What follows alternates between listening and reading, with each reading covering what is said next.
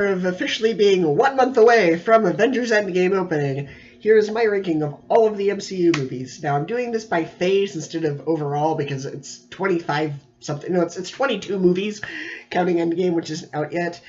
So it's a lot easier to do it by phase than it is to do it over the entire arcing span. So phase 1, the worst movie in phase 1 is The Incredible Hulk.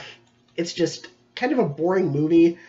You know, it's called The Incredible Hulk, but yet the Hulk is only in it for, 15 minutes? Most of it is just Bruce trying to figure out the cure and everything, which, I mean, there's a good movie in here somewhere. We have yet to get a good Hulk movie. Not counting Thor Ragnarok. We have yet to get a good solo, standalone Hulk movie. And there is potential for a good movie in here somewhere. It's kind of like a Jekyll and Hyde story. You could show, the internal struggle with Bruce not trying to let the Beast out and him liking the power of the Hulk, but that's not really realized here as much as it is in the comics and other medium for Marvel. And on top of that, CGI in Incredible Hulk's fight scenes is just really bad. And yes, I know the movie came out in 2008, but Iron Man, which came out literally a month before this movie, has much better CGI than Incredible Hulk does. Incredible Hulk looks like a Wii video game from 2006. It's just overall kind of a bland, boring, forgettable movie. And on top of that, they tease a villain that we never get, because they turn, I forget the guy's name, but they turn one of the villains into MODOK, and yet he never shows up again. He never has. It's like they completely forgot Incredible Hulk. It's like they completely retconned Incredible Hulk, because it doesn't lead anywhere. Like, not even in Civil War, where it seemed like it was going to, with the whole Sokovia Accords thing, and him causing destruction in New York, because he was part of that. But they never mentioned anything that happens. On top of that, he's recast as a new actor. So this is like the Phantom Menace of the MCU. You don't really need to watch it to understand it. The only thing you really need to watch it for is like the post-credit scene, because it's before the credits where Tony Stark shows up to say, oh, it's in the same universe Iron Man was, but not really worth watching. Okay, the next one is Iron Man 2. This is the second worst. But at least Iron Man 2 is entertaining. Incredible Hulk is not. Iron Man 2 is actually entertaining.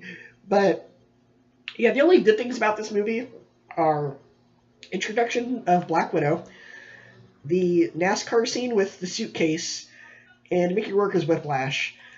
Overall, it's a forgettable film. The only cool stuff in the movie is like 15 minutes overall. It's okay. It's okay. Especially because Iron Man 1 was so good, and it's kind of a disappointing letdown. Thor. This one for the MCU is a bit too out of the box. And there's too much of a tone shift between the first and the second half. First half, it's like this grand, medieval style movie, and then the second half, it turns into like a fish out of water comedy story, which can work, because it worked with Aquaman, and it kind of works here. Like, Chris Hemsworth is good, Tom Hiddleston's really good, but I don't know, it just seems like they were taking too much of a risk with this one, especially for phase 1. But it is not a bad movie by any means. It is still very entertaining. It is still very good. It's just kind of odd compared to the other ones in phase 1.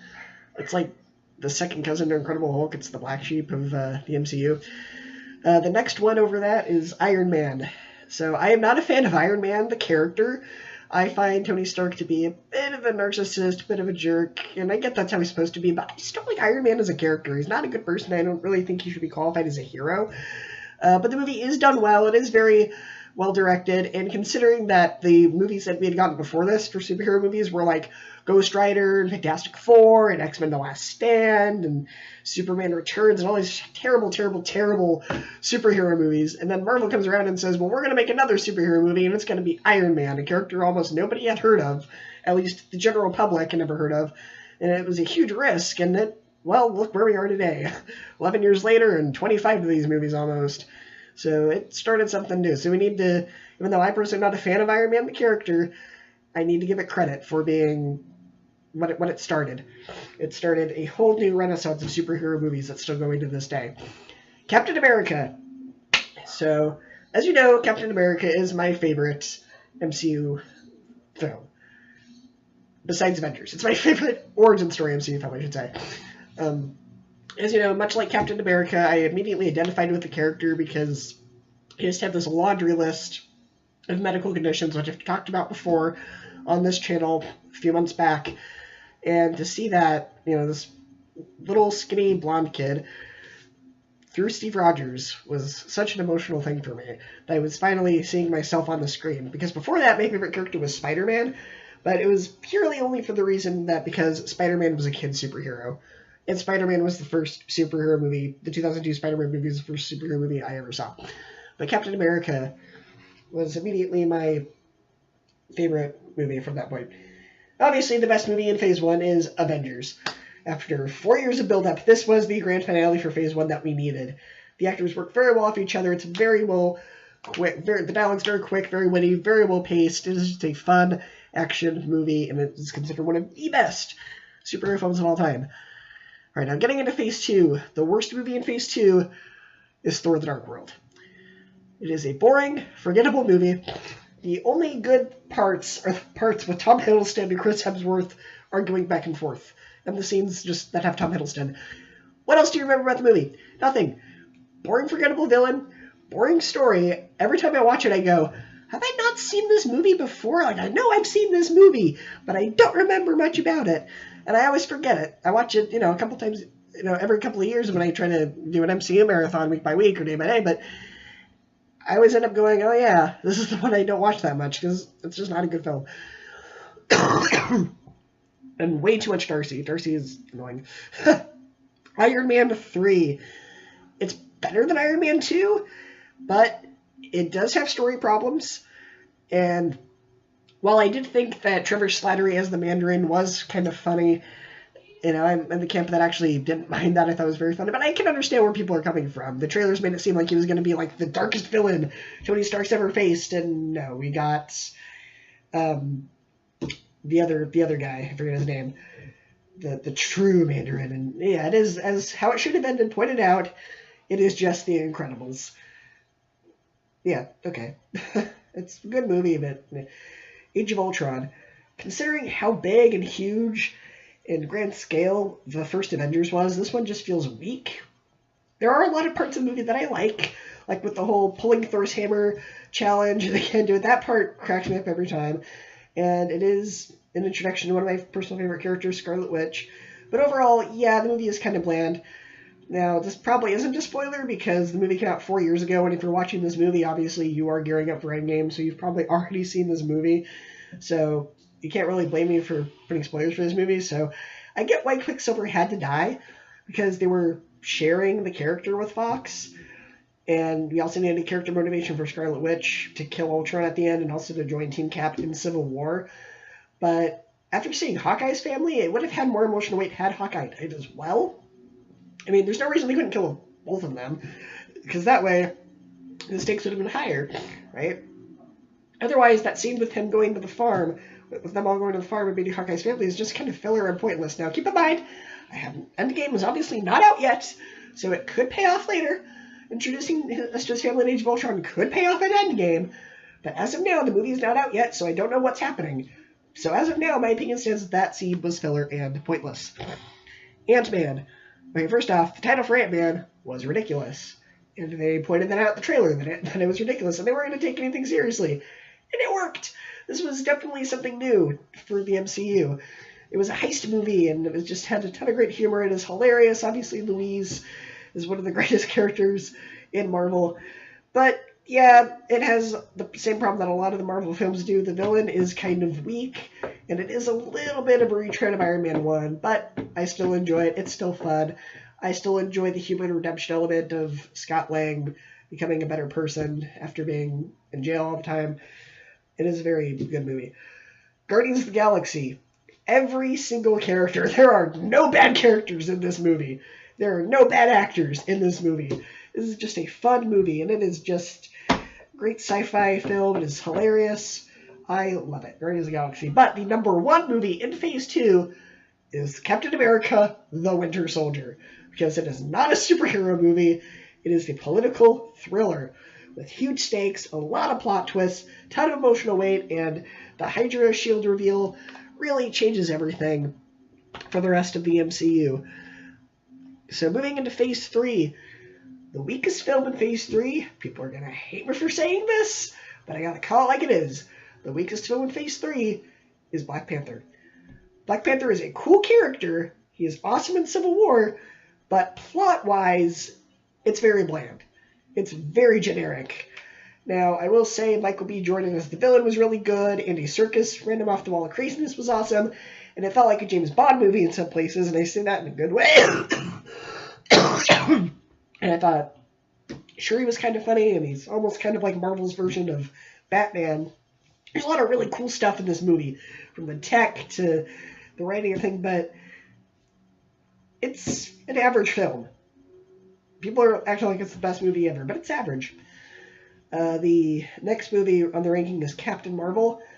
I enjoyed the Captain Marvel character, but acting from Brie Larson ranges from a block of wood to somewhat emotional depending on the scene, but I feel like this movie played it too safe, especially because we're in Phase 3, and this was right off the coattails of movies like Infinity War and Guardians of the Galaxy, and this felt like the first Guardians of the Galaxy movie again, but without the risks, especially with like the 90s soundtrack. And I know that that's because it took place in the 90s, but it felt like they were trying to say, okay, what worked about Guardians of the Galaxy?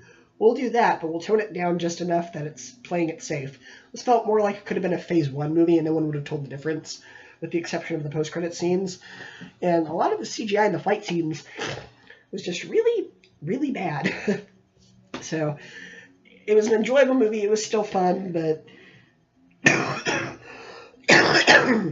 overall, kind of okay. Doctor Strange. Now, before I even knew who Doctor Strange was, when this film announced, I looked up a picture of him, and I thought Benedict Cumberbatch would be the perfect choice, because he was not cast yet when they announced this movie. And I was thrilled that they cast Benedict Cumberbatch, because I thought he looks just like him when I pulled up the picture. Yeah, this is a very amazingly directed visual sci-fi movie with a great character redemption arc, and I personally prefer Doctor Strange over Iron Man.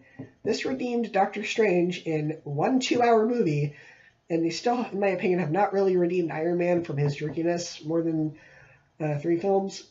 So I personally think Doctor Strange is the better movie. Thor Ragnarok. It is a very funny movie, but it is a little too funny. There's not a whole lot of serious emotion, and it felt like it was just trying to be Guardians of the Galaxy again, but it is still entertaining, though. I just feel like it could have had a little bit more emotional weight, and the stakes could have been higher.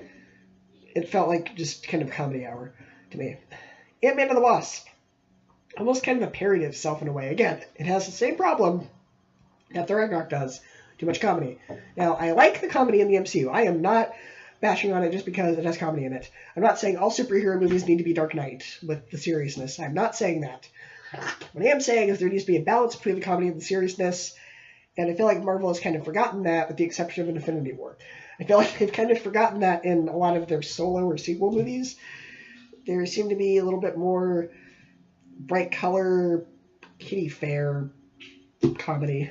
So this has the problem that Thor Ragnarok did. But it is still a good movie. Ant-Man and the Wasp is still very fun. But it's not as good as the first one, honestly. Guardians of the Galaxy 2. This one had a lot of great emotional scenes. The whole cast has great chemistry. And I feel like this really matured the character of Star-Lord. Everybody hates this movie that I've talked to. I don't know why. I personally think it's the better film of Guardians of the Galaxy. Mostly because Kurt Russell is the villain. But yeah, this was an awesome movie. I don't know what people are talking about, because, I mean, Star-Lord loses both of his dads in the same movie, and he has to kind of come to terms with the reality of it, and he's no longer like the goofball. I mean, kind of is Infinity War, but past that point, he can no longer be who he was in the first movie. It is a great character arc, so I don't get why everyone hates this movie. Spider-Man Homecoming. Possibly the most comics-accurate Spider-Man movie since 2002, and I'm not counting Spider-Verse because that's not the MCU. Although it is kind of an okay villain, though I did enjoy the twist about him being the dad of Peter's prom date, whose name I forget. It was almost kind of like a John Hughes movie in a way. I really enjoyed this movie. It is the best Spider-Man movie besides Spider-Verse. It's the best live-action Spider-Man movie, I should say, since the Sam Raimi movie. Civil War. Seeing all the Avengers who've all been friends for years go at each other's throats is emotional for the characters and the audience. It's like seeing all of your kids fight and tear your family apart. And this was obviously the first MCU introduction to Spider-Man, and it is just a glorious film, and I personally am on Team Cap. So, and obviously the #1 movie, the best movie in Phase 3, not counting Endgame because it's not it, is Infinity War. Do I even need to say why? Because after more than 20 films and 10 years, and with this movie having over 30 characters in it, this should not have worked. Spider-Man 3, right? This should not have worked. This should have been a mess narratively, but it wasn't.